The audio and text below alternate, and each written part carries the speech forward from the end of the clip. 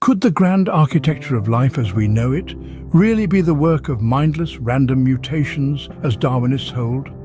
Could these random changes in DNA, sifted through the process of natural selection, truly be responsible for the intricate complexity of the biological world that we see around us? Imagine for a moment a scenario where we attempt to add a feature as simple as toenails to an animal through this process. The random mutations would generate a myriad of possibilities. Toenails sprouting on kneecaps, noses or tongues. Toenails made of muscle, hair, skin or fat. Toenails growing too fast, too slow, or not at all. For natural selection to work, it must have options to choose from, which means there must have been a long history of thousands of half-baked attempts before toenails found their way to the feet. Now consider the complexity of all the other biological systems. Teeth, skin, bones, muscles, circulatory systems, brains and so on. Each one would require numerous unique partial designs, most of them utterly impractical, for natural selection to sift through. And yet we don't see these monstrous variations in nature.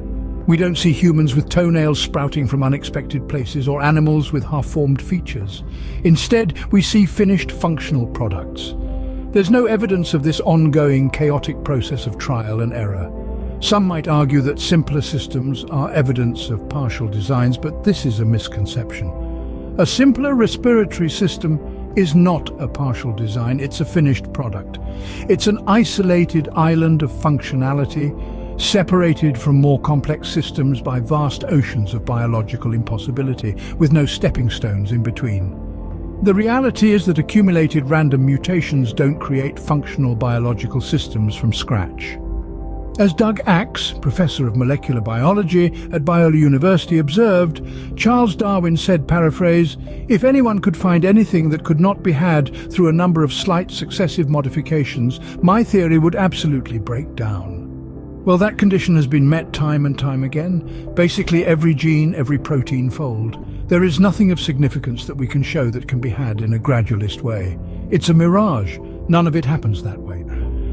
In fact, most mutations aren't even truly random, but are directed by cell-mediated processes. As James Shapiro of the University of Chicago explains, it is difficult, if not impossible, to find a genome change operator that is truly random in its action within the DNA of the cell where it works. All careful studies of mutagenesis find statistically significant non-random patterns. And as Jonathan Wells noted, "I now know as an embryologist tissues and cells, as they differentiate, modify their DNA to suit their needs. It's the organism controlling the DNA, not the DNA controlling the organism."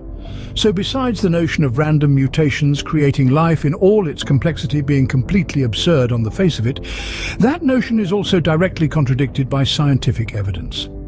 It is an absurdity with no real scientific basis. So in conclusion, and as Jay Homnick of American Spectator astutely noted, it is not enough to say that design is a more likely scenario to explain a world full of well-designed things. Once you allow the intellect to consider that an elaborate organism with trillions of microscopic interactive components can be an accident, you have essentially lost your mind. In the end, it seems incredibly naive, bordering on insanity, to believe that the intricate complexity of life could possibly be the result of random mutations and natural selection. The biological world around us gives all appearances as being the result of design, not chance.